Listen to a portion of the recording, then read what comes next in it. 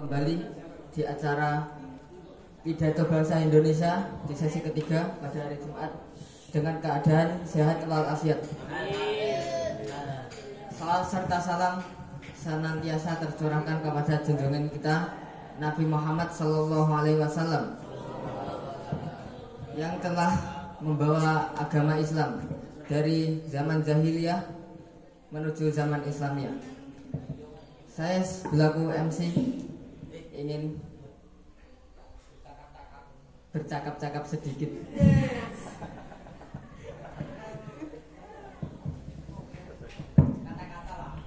Dan kita mulai acara pagi hari ini dengan bacaan basmalah.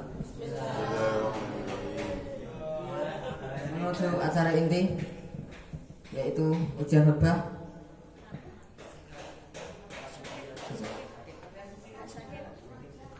Ujian khutbah pada sesi ketiga untuk Akhina Muhammad Syakib Arsalan. Waktu dan tempat kami persilahkan.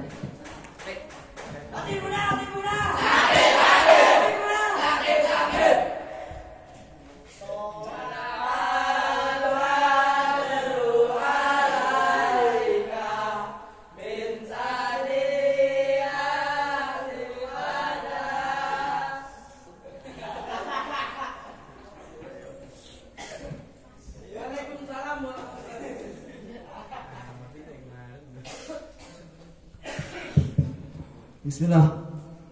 Yang terhormat Ustaz Supriyanto selaku Mudirul Mahad, yang saya hormati para jajaran Dewan Juri dan asatidzah, dan saya berikan para khutbah serta hadirin yang berbahagia. Aqulu lakum assalamualaikum warahmatullahi wabarakatuh.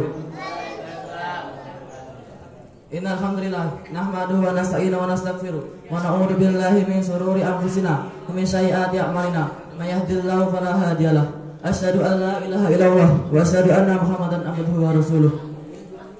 Ya ayyuhalladzina amanu taqullaha haqqa tuqatih wa la tamutunna illa wa antum muslimun. Ya ayyuhalladzina amanu taqullaha wa qulu qawlan sadida yuslih lakum a'malakum wa yaghfir lakum dzunubakum wa may yuti'illaha wa rasulahu faqad faza fawzan 'azima. Allahumma sholli wa sallim ala Muhammad wa ala alihi wa ashabihi wa tabi'in wa tabi'ut tabi'in wa man tabi'ahum bi ihsanin ila yaumiddin. Amma ba'du. Fa inna asdaqal hadits kitabullah wa khairal hadi Muhammad sallallahu alaihi wasallam wa sharral umuri muhdatsatuha wa kullu muhdatsatin bid'ah wa kullu bid'atin dhalalah wa kullu dhalalatin finnar. Pertama-tama, marilah kita panjatkan puja dan puji syukur kita terhadap kehadirat Allah yang telah memberikan kita banyak nikmat, termasuk nikmat iman, Islam dan ihsan, sehingga kita bisa berkumpul di hadap dan kita bisa berkumpul pada acara ini dalam keadaan sehat walafiat. Dan sebagaimana ia telah menciptakan bumi tanpa tiang, langit tanpa gantungan, dan gunung-gunung sebagai pasak, serta alam yang sangat luas dan tanda-tanda kebesarannya. Dan barang siapa yang bersyukur, maka kehidupannya akan tentram di masyarakat yang akan masyhur. Dan barang siapa yang tidak bersyukur bahkan takabur, maka ia akhirnya akan tinggal dalam keadaan buruk. Kedua kalinya selawat serta salam tak lupa tercurahkan kepada baginda kita Nabi Muhammad SAW yang telah mengantarkan agama Islam dari zaman jahiliyah menuju zaman Islamiyah, dari zaman yang gelap gulita menuju zaman yang terang benderang, dan yang telah memerangi dan jihad dengan orang-orang kafir dan rela mengorbankan nyawanya untuk menegakkan agama Islam. Ketiga kalinya saya tak lupa untuk selalu mengingatkan kepada hadirin sekalian, khususnya diri saya pribadi, untuk selalu meningkatkan keimanan, ketakwaan kepada Allah, karena sebaik-baik bekal adalah takwa. Sebagaimana firman-Nya, "Wa tazawwadu fa inna khairaz zadi taqwa." Dan berbekalah karena sebaik-baik bekal adalah takwa. Quran surat Al-Baqarah ayat 197. Saya tak lupa untuk berterima kasih kepada MC yang telah memberikan saya sedikit waktu untuk berkhutbah di hadapan hadirin sekalian yang berjudul Ujian Dahsyat Terhadap Keimanan. Ma'asyiral muslimin rahimakumullah. Salah satu keistimewaan umat akhir zaman adalah menjadi saksi kebenaran ayat Allah dan nubuat Rasulullah. Jika masa dahulu tatkala Rasulullah masih berada di tengah-tengah umat, Keimanan para sahabat benar-benar paripurna. Keimanan mereka terusam dalam hati sanubari, meskipun apa yang dikatakan oleh Al-Quran dan hadis Rasulullah belum bisa dilihat oleh panca indera mereka. Namun ketika benar berasal dari Allah dan Rasulnya, tanpa ada keraguan sedikit pun, mereka menyatakan keimanan terhadapnya. Para hamba Allah itulah umat terdahulu, sebaik-baik umat yang Allah takdirkan menjadi pendamping kerasulan Muhammad SAW. Dan ternyata semua yang diyakini oleh para sahabat tersebut telah banyak terjadi pada masa kita hari ini. Berbagai dekatnya peristiwa hari kiamat satu demi satu telah bermunculan. Salah satunya adalah ujian keimanan yang sangat berat, sehingga Rasulullah menggambarkan banyak manusia yang paginya mukmin tapi sorenya kafir, atau sorenya mukmin tapi paginya kafir. Beliau sallallahu alaihi wasallam bersabda, An Abi Hurairah ana Nabi sallallahu alaihi wasallam qala badrul bil a'mal fitanan kaqital lil muslim yusbihu rajulun mu'minan wa yumsi kafiran wa yumsi mu'minan wa yusbihu kafiran yabi'u dinahu bi aladin minad dunya. Dari Abu Hurairah radhiyallahu anhu, bahwasanya Nabi sallallahu alaihi wasallam bersabda, bersegeralah beramal sebelum datang fitnah-fitnah seperti penggalan malam yang gelap gulita. Ada seorang laki-laki yang beriman di waktu pagi tapi telah kafir di waktu sore, atau di sore hari beriman tapi di pagi harinya telah kafir. Dia menjual agamanya dengan kesenangan dunia. Hadis riwayat Muslim, Abu Dawud dan At-Tirmizi. Hadis ini menerangkan kepada kita betapa dahsyatnya ujian keimanan umat akhir zaman ini. Ada seseorang yang beriman di waktu pagi tapi telah kafir di waktu sore. Begitu pula ada seseorang yang beriman di waktu sore tapi telah kafir di esok harinya. Iman yang begitu mahal bisa gugur dalam godaan satu malam atau satu hari saja. Tanpa disadari begitu banyak orang yang menggantikan imannya karena hanya untuk mendapatkan kesenangan dunia. Dunia lebih dicintai di sisi mereka daripada keimanan. Ma'asyiral muslimin rahimakumullah. Semua ini terjadi karena umat Islam sudah tidak lagi memperhatikan agamanya. Mereka mengucapkan ucapan kekafiran, mereka mengamalkan amalan-amalan kekafiran. Itu hanya untuk mendapatkan kesenangan dunia. Mereka mencela Allah, mencela Rasulullah, meninggalkan sholat, menghalalkan khamr, zina. Itu hanya untuk mendapatkan kesenangan dunia. Atau karena beberapa bayaran rupiah. Banyak dari mereka yang bergabung pada orang-orang kafir dan memerangi agama Islam. Dan mereka jadikan orang-orang kafir sebagai pemimpin umat dan meninggalkan orang-orang beriman. Dari berbagai ujian keimanan tersebut, kita bisa ringkas menjadi beberapa poin di antaranya. Yang pertama, mereka beriman ketika kondisi umat sedang terpecah belah menjadi berbagai golongan dan pemahaman.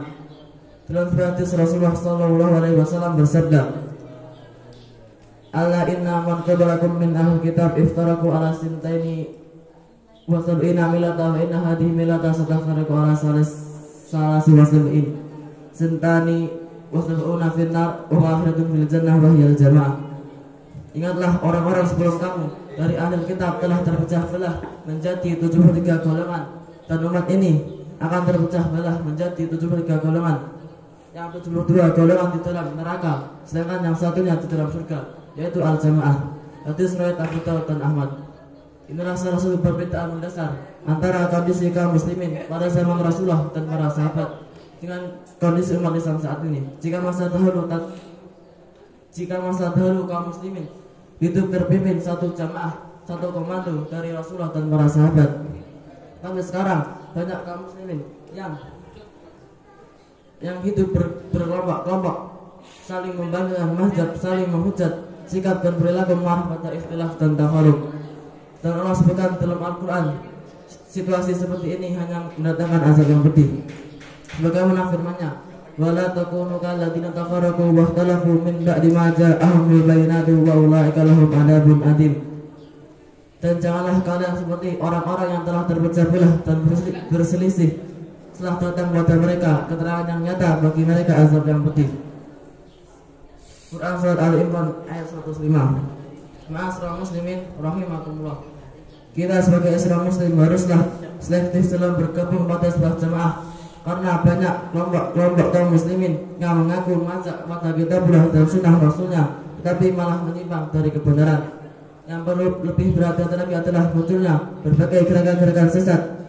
Para pemimpin gerakan tersebut mengaku sebagai seorang nabi, padahal tidak ada nabi setelah Nabi Muhammad. Ujian kedua, banyaknya para dai atau penyeru pada pintu-pintu neraka jahanam. Dalam sebuah hadis yang panjang dari sahabat Huzaifah ibnu Yaman, beliau sallallahu alaihi wasallam bersabda, "Fal ba'da dzalika khairin min syarrin?" Qala na'am, du'atu ala abwabi jahannam man ajaba ilaiha qaduhu fiha. Qultu ya Rasulullah sifhum lana. Qala ummin jildatina wa yatakallamuna bi alsinatina. Huzaifah pernah bertanya kepada Rasulullah, apakah setelah kebaikan itu ada kejelekan lagi? Rasulullah menjawab, ya, yaitu para dai yang mengajak pada pintu neraka jahanam, dan barang siapa yang mengikuti ajakan mereka, niscaya mereka akan menjerumuskan ke dalam neraka jahanam. Aku bertanya kepada Rasulullah, tunjukkanlah sifat-sifat mereka itu pada kami. Rasulullah menjawab, mereka itu dari kulit golongan kita, dan mereka berbicara dengan lidah-lidah bahasa kita. Hadis riwayat Bukhari, Muslim, dan Ibnu Majah. Hari ini nubuat tersebut benar-benar nyata. Coba lihat dan perhatikan di sekeliling kita. Banyak dari mereka yang secara penampilan fisiknya layak sebagai seorang muslim yang soleh, tetapi hatinya penuh dengan fitnah dan petuahnya menuju kepada kesesatan. Ada yang ingin mengganti syariat Islam, ada yang mengingkari hadis Rasulullah, ada yang meragukan kebenaran al-jamaah dan kembalinya khilafah, dan ada yang mengatakan bahwa baiat yang dilakukan pada saat ini adalah bid'ah. Ma'asyiral muslimin rahimakumullah. Ujian ketiga, artinya berbagai tolongan sahabat dan daya tarik dinawi. Dalam hadis Rasulullah sallallahu alaihi wasallam bersabda, "Wa innahu sayahruju min ummati aqwamu tajarabihim tilka ahwa'u kama yatajarra qalbu li sahibihi wa qala amru qalbu li sahibihi la baqa minkum irqun wa la masulun illa dakhalahu."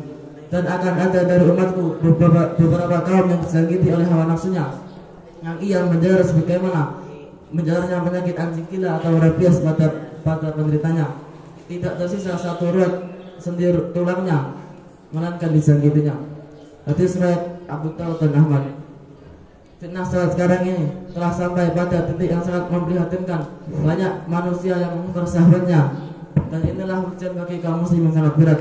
Walaupun dia selamat, bisa jadi anak dan istrinya terjerumus ke dalam fitnah sahabat. Dan sekarang dunia ini sedang diperlihatkan oleh keindahannya yang membuat mata kita tak berkedip dan membuat nafsu kita bergejolak. Ma'asyiral muslimin rahimakumullah. Dan adapun poin-poin yang bisa diambil dari khutbah saya adalah yang pertama, kita sebagai seorang muslim haruslah selektif dalam bergabung pada sebuah jamaah, karena banyak kelompok yang mengaku sebagai seorang muslim tetapi mereka jarang melaksanakan sholat atau beribadah kepada Allah. Kedua, kita sebagai seorang muslim juga jangan sampai salah memilih pemimpin yang suka mengajak rakyatnya kepada kemaksiatan, kesyirikan, kebatilan itu, dan menjauhi syariat Islam. Ketiga, kita perlu berhati-hati lagi dalam munculnya berbagai gerakan-gerakan sesat, seperti banyak orang yang menghalalkan zina, khamr, pencurian, riba, dan bercampur barunya laki-laki dan perempuan di tempat umum. Ma'asyiral muslimin rahimakumullah. Setidaknya tiga di atas yang dihadapi oleh kaum muslimin umat akhir zaman ini, dan itulah ujian bagi mereka menyaring manusia manakah yang tetap istiqomah dan mana yang mundur dari barisan keimanan. Semoga kita termasuk golongan yang istiqomah. Amin ya rabbal alamin. Sebelum saya mengakhiri khutbah saya, marilah kita berdoa kepada Allah, karena doa adalah sebaik-baik senjata bagi kaum muslimin. Bismillahirrahmanirrahim. Inna Allaha wa malaikatahu yusholluna 'alan nabi. Ya ayyuhalladzina amanu shollu alaihi wa sallimu